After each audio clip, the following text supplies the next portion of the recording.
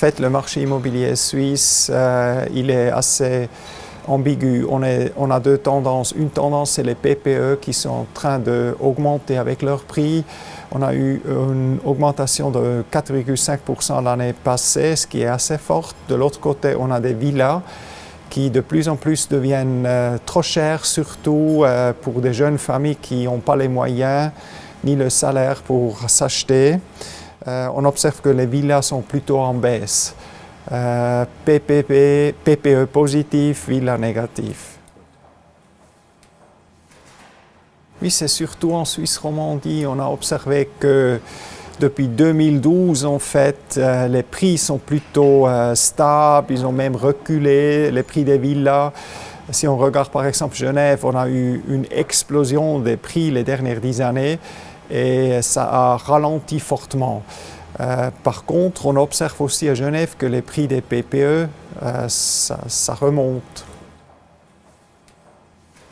Oui, en fait, oui. Ça, c'est aucune question. Les taux d'intérêt sont hyper bas.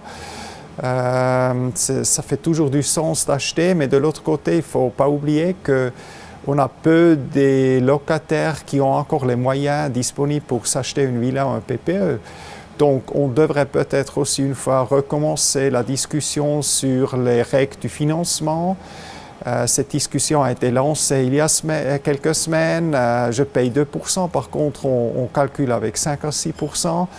À mon avis, ça fait du sens d'acheter. Malheureusement, pour beaucoup de locataires, les prix sont trop élevés.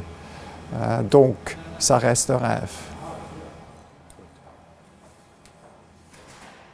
Les prix ont tellement augmenté que malheureusement pour beaucoup de familles, s'ils n'ont pas hérité, c'est loin du raisonnable. En fait, on estime que 10% des locataires auront encore les moyens pour s'acheter quelque chose. Il y a 5 années, on estimait que c'est 20% des locataires qui ont l'argent. Donc le fait de l'augmentation des prix a eu comme résultat que pour beaucoup de familles jeunes, l'achat d'un immeuble ou d'un PPE, une villa, ça reste un rêve.